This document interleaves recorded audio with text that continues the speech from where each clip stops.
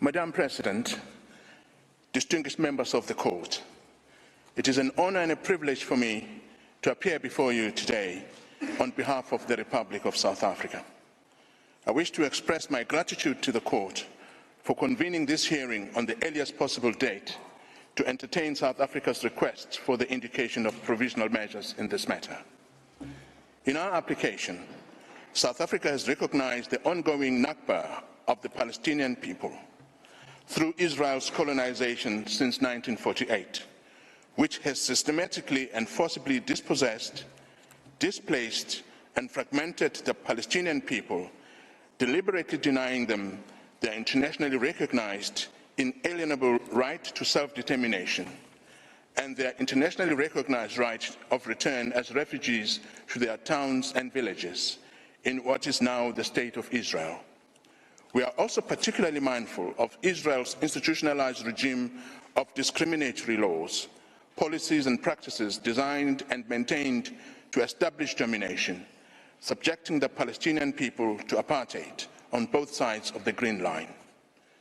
Decades-long impunity for widespread and systematic human rights violations has emboldened Israel in its recurrence and intensification of international crimes in Palestine. At the outset, South Africa acknowledges that the genocidal acts and omissions by the State of Israel inevitably form part of a continuum of illegal acts perpetrated against the Palestinian people since 1948. The application places Israel's genocidal acts and omissions within the broader context of Israel's 75-year apartheid, 56-year occupation, and 16-year siege imposed on the Gaza Strip, a siege which itself has been described by the director of UNRWA Affairs in Gaza as a silent killer of people. As the Committee on the Elimination of Racial Discrimination warned on December 21st, hate speech and dehumanizing discourse targeted at Palestinians is raising severe concerns regarding Israel and other states' parties' obligation to prevent crimes against humanity and genocide in the Gaza Strip.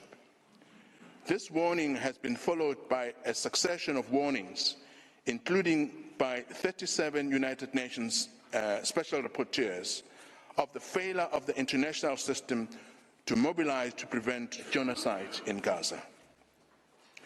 Today, we are joined in court by representatives of the Palestinian state, the Palestinians who work in the fields of human rights, including residents of Gaza who were in Gaza just a few days ago. They are some of the lucky ones who managed to get out of Gaza. Their future and the future of their fellow Palestinians who are still in Gaza depend on the decision this court will make on this matter. With the leave of the court, I now call upon His Excellency, Mr. Ronald Lamola, Minister of Justice of the Republic of South Africa, to make South Africa's substantive opening remarks. I thank the agent of South Africa for his statement, and I now invite the Minister of Justice and Correctional Services for the Republic of South Africa, His Excellency Mr. Ronald Lamola, to take the floor. You have the floor, Excellency. Thank you, Madam President, and distinguished members of the court. It is an honor for me to stand here in front of you on behalf of the Republic of South Africa on this exceptional case. In extending our hands across the miles to the people of Palestine, we do so in full knowledge that we are part of a humanity that is at one. These were the words of our founding president, Nelson Mandela. This is the spirit in which South Africa acceded to the Convention on the Prevention and Punishment of Crime of Genocide in 1998. This is the spirit in which we approach this court as a contracting party to the Convention. This is a commitment we owe to the people of Palestine and Israelis alike. As previously mentioned, the violence and the destruction in Palestine and Israel did not begin on the 7th of October 2023. The Palestinians have experienced systematic oppression and violence for the last 76 years. On 6 October 2023, and every day since October the 7th, 2023.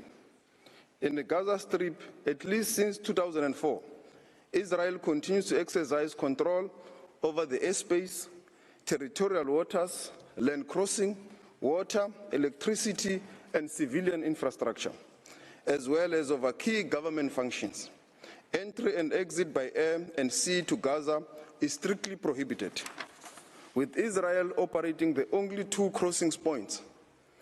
Given that continuing effective control by Israel and over the territory of Gaza, Israel is still considered by the international community to be under belligerent occupation by Israel. South Africa unequivocally condemned the targeting of civilians by Hamas and other Palestinian armed groups and the taking of hostages on the 7th of October 2023, and has again expressly recorded this condemnation, mostly recently in its note verbal to Israel on the 21st of December 2023. That said, no armed attack on a state territory, no matter how serious, even an attack involving atrocity crimes, can provide any justification for or defense to breaches to the convention, whether as a matter of law or morality. Israel's response to the 7th of October 2023 attack has crossed this line and give rise to the breaches of the convention. Faced with such evidence and our duty to do what we can do to prevent genocide, as contained in Article 1 of the convention, the South African government initiated this case. South Africa welcomes the fact that Israel has engaged with the case in order to have the matter resolved by the court, after careful and objective consideration of the facts and submission put before it, as the parties to the convention have intended. This hearing is concerned with South Africa's request to the court for the indication of provisional measures and will necessarily have a narrow and particular focus. I invoke the words of Martin Luther King when he said, "The arch of the moral of the universe is long, always bending towards justice." South Africa's case will be presented by a team of 6 legal counsels, comprising of Dr. Adila Hasim, Mr. Tembeka Ngcukaitobi, Professor John Dugat, Ms. Blim Leckrone, Mr. Max du Preez, and Professor Vaughan Low. Dr. Adila Hasim, Senior Counsel, will provide an overview of the risk of genocidal acts in the perpetual vulnerability to acts of genocide. Mr. Tembeka Ngcukaitobi, Senior Counsel, will examine Israel's alleged genocidal intent. Professor John Dugat, Senior Counsel, will focus on the prima facie jurisdiction. Professor Max du Plessis, Senior Counsel, will discuss the various rights currently under threat. Blinny Crowell, King's Counsel, will present the argument of agency and potential irreparable harm. And Professor Vaughan Low, King's Counsel, will speak on the provisional measures. I now request, Madam President, the court to call on Dr. Hasim. I thank you. His Excellency, Mr. Lamola, and I now invite Ms. Adila Hasim to address the court. You have the floor, Madam.